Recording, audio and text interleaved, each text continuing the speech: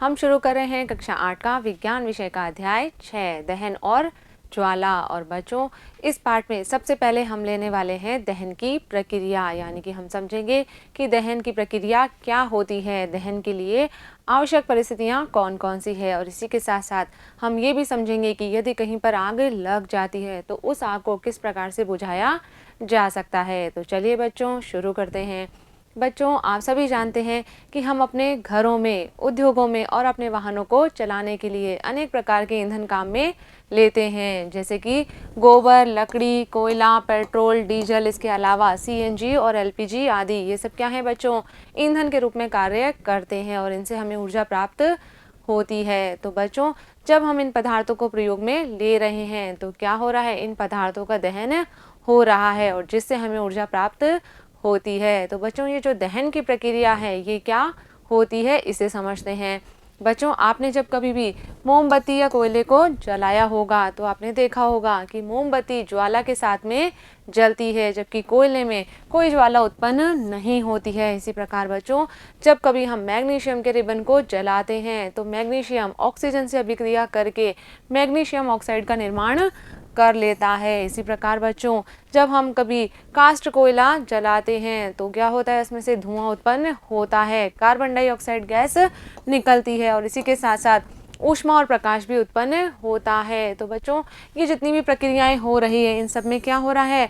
इन सभी प्रक्रियाओं में इन पदार्थों का दहन हो रहा है। तो हम क्या कह सकते हैं कि दहन की जो प्रक्रिया है उसमें पदार्थ ऑक्सीजन से अभिक्रिया करता है और उससे हमें ऊष्मा प्राप्त होती है। तो क्या कहेंगे बच्चों हम कि दहन वह रासायनिक प्रक्रम है जिसमें पदार्थ ऑक्सीजन से अभिक्रिया करके क्या करता है? ऊष्मा देता है। यह प्रक्रिया क्या कहलाती है? दहन कहलाती है। चलिए बच्चों, ये क्या हो गई? दहन की प्रक्रिया। अब हमें पता है बच्चों कि कुछ पदार्थ आसानी से जल जाते हैं जबकि कुछ पदार्थ आसानी से जलते नहीं हैं। तो बच्चों, इस आधार पर हम पदार्थों को दाह्य और अदाह्य पदार्थों में बांट सकते हैं। कैसे करेंगे बच्चों? इसे समझने के लिए हमें क्रियाकलाप करते हैं। क्या करना है बच्चों? हमें कुछ वस्तुएं इकट्ठी करनी है, जैसे कि स्ट्रॉ है, माचिस की तीलियां हैं, इसके अलावा मिट्टी का तेल, कागज, लोहे की कील और पत्थर के कुछ टुकड़े, शीशा आदि ये पदार्थ हमें इकट्ठे करने हैं। अब हम क्या करेंगे? इन पदार्थों को जलाकर देखेंगे कि कौन से पदार्थ इनमें से दाह्य हैं और कौन से पदार्थ अदाह्य हैं। तो बच्चों, जैसे कि हम लकड़ी को जलाने का प्रयास करेंगे तो लकड़ी हमारी जल जाएगी, तो क्या हो जाएगी? ये हो जाएगी दाह्य पदार्थ। इसके अलावा कागज जो है वो भी आसानी से जल जाता है, तो कागज भी क्या हो जाएगा? दाह्य पदार्थ हो जाएगा। आगे बच्चों, मिट्टी का तेल, तो मिट्टी के तेल को हम वस्तुओं को जलाने के लिए प्रयोग में लेते हैं, तो क्या हो जाएगा? ये भी आसानी से जल जाएगा। तो मिट्टी का तेल क्या हो गया? दाह्य पदार्थ हो गया। आगे है पत्थर का टुकड़ा। तो बच्चों, क्या पत्थर जलता है? नहीं जलता है, तो पत्थर में क्या हो जाएगा? अदाह्य पदार्थ। कैसा हो गया? पत्थर अदाह्य हो गया। इसके अलावा है स्ट्रॉ। बच्चों, यहाँ पर स्ट्रॉ जो है भूसे के लिए प्रयोग किया गया है। तो जो सूखा चारा है, भूसा है, उसमें जब हम कोई माचिस की तीली जलाकर डाल देंगे तो फटाफट से वो आग पकड़ लेती है। तो क्या है बच्चों? वो भी क्या हो जाएगी? दाह्य पदार्थ हो जाएगी। अगला है कास्ट कोयला। तो कास्ट कोयला भी जल जाता है। कैसा हो जाएगा? दाह्य पदार्थ हो जाएगा। इसके अलावा माचिस की तीलियां। तो बच्चों, आपको पता है माचिस की तीली से हम क्या करते हैं? दूसरी वस्तुओं को भी जला सकते हैं। तो माचिस की तीली क्या है? दाह्य पदार्थ है, आसानी से जल जाती है। इसके अलावा आगे बच्चों कांच। तो कांच को नहीं जला सकते हैं हम, तो क्या हो जाएगा? कांच हो जाएगा अदाह्य पदार्थ। इसके अलावा बच्चों लोहे की कील। तो जो धातुएं हैं बच्चों वो कोई आसानी से पिघलती भी नहीं है, जलना तो दूर की बात है। तो क्या हो जाएगी? लोहे की कील कैसी हो जाएगी? अदाह्य पदार्थ हो जाएगी। तो इस तरह से बच्चों हम पदार्थों को दाह्य और अदाह्यों में विभाजित कर सकते हैं। अब बच्चों, दाह्य पदार्थ क्या हुए? यहाँ हमें समझ में आ रहा है कि जो पदार्थ आसानी से जल जाते हैं वो क्या होते हैं? दाह्य पदार्थ होते हैं। तो क्या कह सकते हैं बच्चों हम कि दहन की प्रक्रिया में जिस पदार्थ का दहन होता है वे पदार्थ क्या कहलाते हैं? दाह्य पदार्थ कहलाते हैं। और बच्चों, इन पदार्थों को हम ईंधन भी कहते हैं क्योंकि इनके दहन से हमें क्या मिल रही है? ऊर्जा प्राप्त होती है। बच्चों, कौन कौन से पदार्थ हैं? जैसे कि कोयला, पेट्रोलियम, डीजल आदि, ये सब क्या हैं? दाह्य पदार्थ हैं या ईंधन हम इन्हें कह सकते हैं। बच्चों, ये जो ईंधन है ये ठोस, द्रव और गैस तीनों अवस्थाओं में हो सकता है। जैसे कि हम बात करें ठोस की तो कोयला और लकड़ी क्या है? ठोस अवस्था में है। इसके अलावा द्रव अवस्था में बच्चों कौन है, पेट्रोल और डीजल या केरोसिन, मिट्टी का तेल, ये सब क्या है, द्रव ईंधन है। और बात करें बच्चों हम गैसीय अवस्था की, तो जो एलपीजी गैस है या सीएनजी गैस है, ये कौन सी हो गई, गैसीय अवस्था हो गई। तो बच्चों ये तो बात हो गई कि हमें दहन की प्रक्रिया के लिए ईंधन की आवश्यकता है और इस ईंधन से हमें ऊर्जा प्राप्त होगी। लेकिन बच्चों क्या आप बता सकते हैं कि हमारे शरीर के लिए ईंधन का कार्य कौन करता है, यानी कि हमें ऊर्जा कहाँ से प्राप्त होती है। तो बच्चों ये जो ऊर्जा हमें प्राप्त हो रही है, ये हो रही है हमारे भोजन से, यानी कि हम कह सकते हैं कि भोजन जो है वो हमारे शरीर के लिए ईंधन का कार्य करता है। शरीर के अंदर बच्चों भोजन जो है वो ऑक्सीजन से अभिक्रिया करता है और अपघटित हो जाता है और इसी से हमारे शरीर को ऊर्जा प्राप्त होती है। तो बच्चों हम कह सकते हैं कि हमारे शरीर के लिए ईंधन का कार्य कौन कर रहा है, हमारा भोजन कर रहा है। चलिए बच्चों आगे बढ़ते हैं। नेक्स्ट है बच्चों कि दहन के लिए वायु आवश्यक है। अब बच्चों इस कथन को समझने के लिए हमें क्रियाकलाप करेंगे। क्या करना है बच्चों, हमें एक मोमबत्ती लेनी है और इस तरह से हमें क्या चाहिए, एक कांच का जार भी चाहिए जिसके दोनों सिरे कैसे हों बच्चों, खुले हुए हों। अब क्या करेंगे, हम इस मोमबत्ती को जलाएंगे और एक स्टैंड पर रख देंगे जलाकर। अब क्या करना है, हमें लकड़ी के 2 गुटके लेने हैं और उन्हें जो है इस तरह से इस स्टैंड के ऊपर लगा देना है।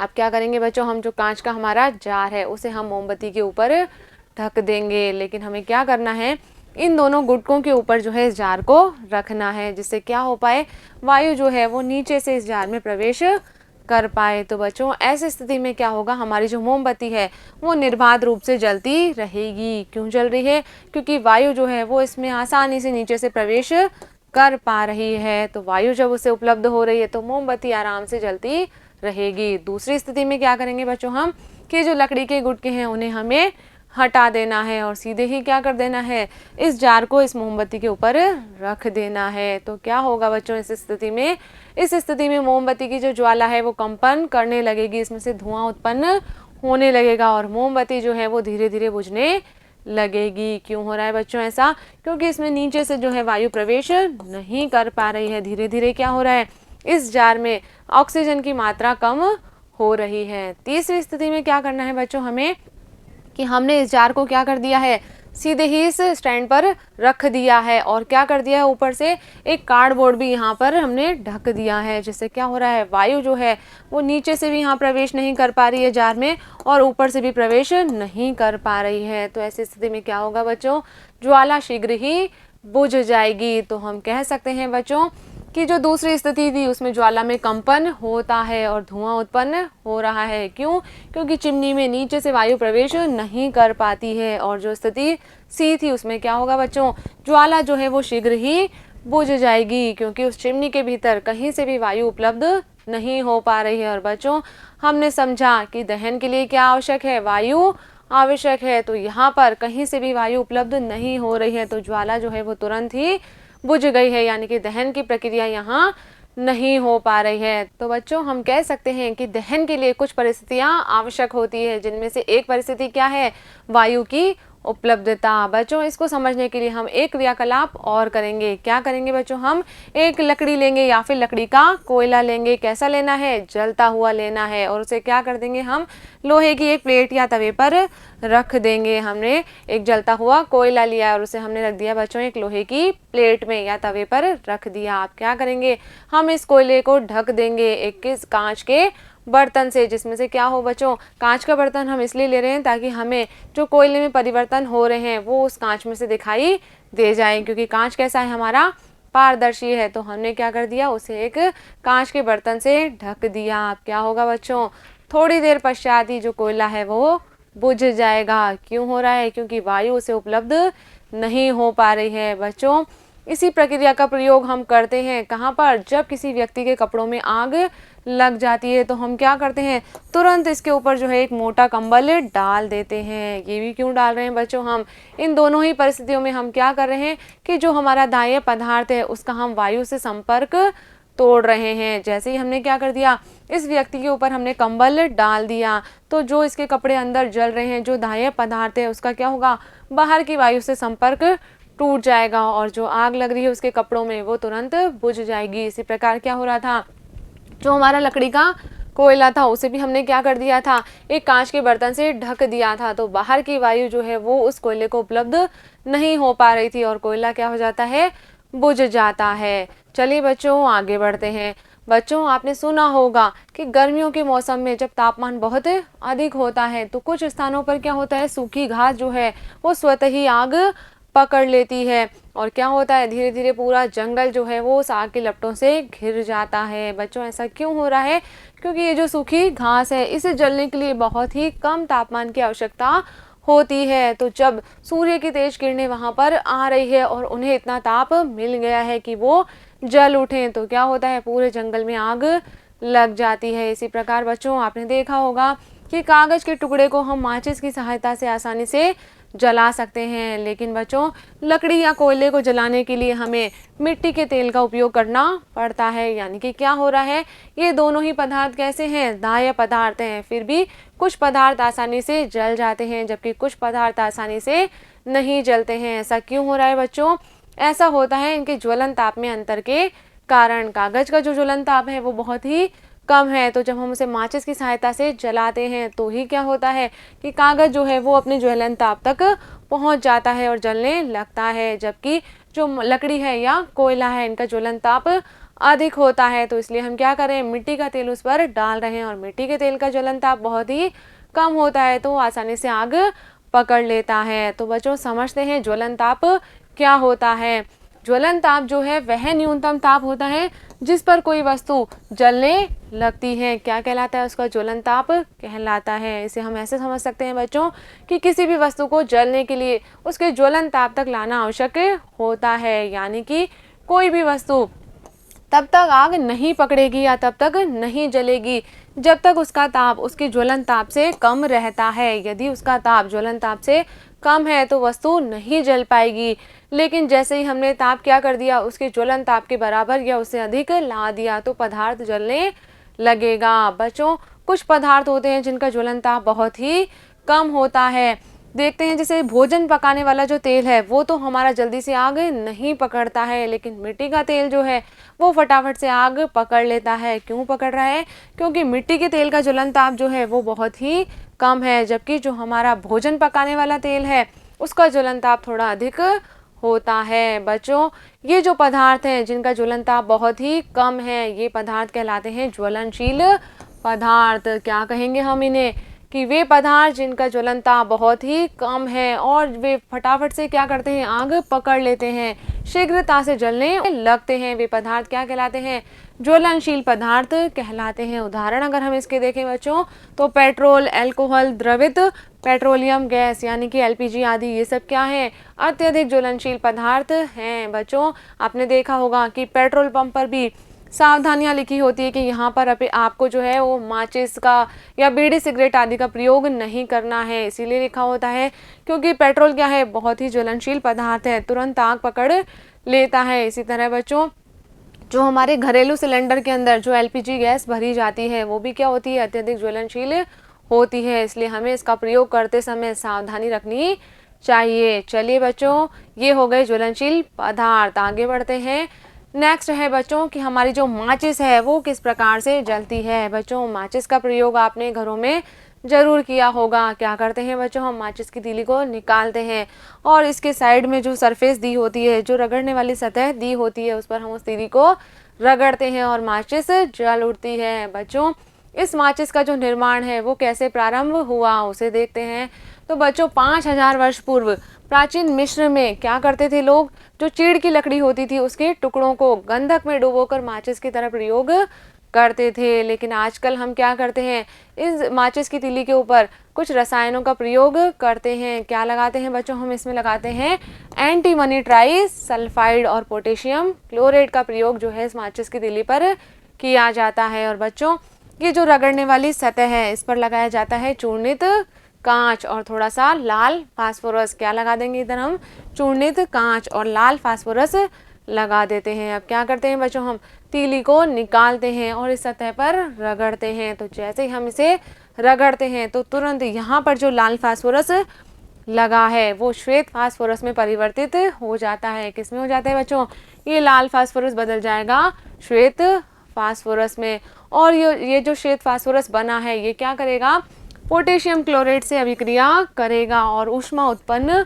कर देगा। अब ऊष्मा जब उत्पन्न हो गई है तो बच्चों जो एंटीमनी ट्राइसल्फाइड था उसका क्या होता है, दहन प्रारंभ हो जाता है और माचिस की तीली जलने लगती है। और बच्चों ये जो माचिस की छोटी सी तीली है इससे बहुत भीषण आग भी लग सकती है, और यदि कहीं पर आग लग गई है तो उस आग को कैसे बुझाया जा सकता है। क्या करते हैं बच्चों हम, यदि किसी घर में, ऑफिस में, कारखाने में आग लग जाती है तो वहाँ पर फायर ब्रिगेड को बुलाया जाता है। किसे बुलाते हैं बच्चों, फायर ब्रिगेड को बुलाते हैं। और फायर ब्रिगेड आती है तो क्या करती है, उस आग पर जल डालती है, उस आग को बुझाने का प्रयास करती है। बच्चों ये जल क्या करेगा, जो भी पदार्थ वहाँ पर जल रहा है उसके ताप को कम कर देगा, यानी कि जो हमारा दाह्य पदार्थ है उसके ताप को उसके ज्वलन ताप से कम कर देता है और आग का फैलना रुक जाता है। इसी के साथ साथ बच्चों हम क्या कर रहे हैं कि जहाँ पर आग लग रही है वहाँ पर पानी डाल रहे हैं, तो उस आग से जो जल हम डाल रहे हैं वो जलवाष्प में बदल जाता है। किस में बदल जाता है बच्चों, जलवाष्प में बदल जाएगा। ये जो जलवाष्प है ये ज्वलनशील पदार्थों को चारों तरफ से घेर लेती है। इससे क्या होगा कि वायु का संपर्क जो है वो वहाँ पर टूट जाता है और आग जो है वो बुझ जाती है। क्या हो रहा है बच्चों कि इस जलवाष्प ने क्या किया, उस ज्वलनशील पदार्थ, दाह्य पदार्थ को घेर लिया, जिससे क्या हो गया, वायु की आपूर्ति वहाँ पर बंद हो गई और आग बुझ गई। तो बच्चों यहाँ पर हम क्या कर रहे हैं, जो जलने की आवश्यक परिस्थितियाँ थी उन्हें हम खत्म कर रहे हैं। कौन कौन सी परिस्थितियाँ थी बच्चों जलने के लिए, सबसे पहले हमें चाहिए था वहाँ पर ईंधन, इसके अलावा वायु यानी कि ऑक्सीजन की आपूर्ति भी वहाँ पर होनी आवश्यक है, और इसी के साथ साथ क्या भी जरूरी है बच्चों, ऊष्मा जरूरी है, जो क्या करेगी, ईंधन का ताप उसके ज्वलन ताप से अधिक कर देगी। तो बच्चों इन परिस्थिति में हम क्या कर रहे हैं, एक तो हम पदार्थ के ताप को उसके ज्वलन ताप से कम कर रहे हैं, और दूसरा हम यहाँ पर कर रहे हैं कि जो भी ज्वलनशील पदार्थ है उसका वायु से संपर्क बंद हो जाए, यानी कि वायु की आपूर्ति वहाँ पर बंद हो जाए। तो जब हम इन परिस्थितियों को समाप्त कर देंगे तो क्या होगा, आग भी स्वतः ही बुझ जाएगी। अब बच्चों कभी कभी ऐसा होता है कि आग विद्युत उपकरणों में लग जाए तो वहाँ पर हम जल का प्रयोग नहीं कर सकते हैं, क्योंकि हमें पता है कि जल क्या होता है, जल विद्युत का सुचालक होता है, तो विद्युत का चालन वहाँ पर कर सकता है। और क्या हो सकता है, जो आग बुझाने वाला व्यक्ति है उसे करंट या विद्युत का झटका लग सकता है। तो बच्चों जब विद्युत उपकरणों के अंदर आग लगी है तो हम जल का प्रयोग नहीं करेंगे। और इसी प्रकार बच्चों यदि आग तेल में लगी है, पेट्रोल आदि में लगी है, तब भी हम जल का प्रयोग नहीं कर सकते हैं। क्यों, क्योंकि पेट्रोल क्या होता है, वो जल से हल्का होता है, और जल क्या होता है, भारी है तेल से, तो क्या करेगा, जल नीचे जाकर बैठ जाएगा और ऊपर की सतह पर तेल जलता रहेगा। तो यदि हम उसमें जल डाले जाएंगे तो बार बार क्या होगा, जल तो नीचे चला जाएगा और ऊपर की सतह पर तेल हमारा जलता रहेगा। तो उस आग को भी जल के द्वारा नहीं बुझाया जा सकता है। तो बच्चों ऐसी स्थिति में हम किसका प्रयोग करेंगे, हम करेंगे कार्बन डाइऑक्साइड गैस का प्रयोग, यानी कि जब आग विद्युत उपकरणों में लगी हो या तेल पेट्रोल जैसे ज्वलनशील पदार्थों में लगी हो तो वहां पर हम आग बुझाने के लिए जल का प्रयोग नहीं करेंगे, कार्बन डाइऑक्साइड गैस का प्रयोग करेंगे। बच्चों ये जो कार्बन डाइऑक्साइड गैस है ये उस आग को एक कंबल की तरह ढक लेती है। याद है ना आपको, जब किसी व्यक्ति के कपड़ों में आग लग गई थी तो हमने क्या किया था, उसे कंबल से ढक दिया था। तो यहाँ पर वह कार्य कौन कर रही है, CO2 गैस कर रही है। ये उस आग को एक कंबल की तरह लपेट लेगी, जिससे क्या होगा, ईंधन का और ऑक्सीजन के बीच का जो संपर्क है वो टूट जाएगा और तुरंत क्या होगा बच्चों, आग बुझ जाएगी। अब बच्चों ये जो CO2 गैस है इसे हम किस में इकट्ठा करके रखते हैं, इसे हम रखते हैं इस तरह के अग्निशामक यंत्र में।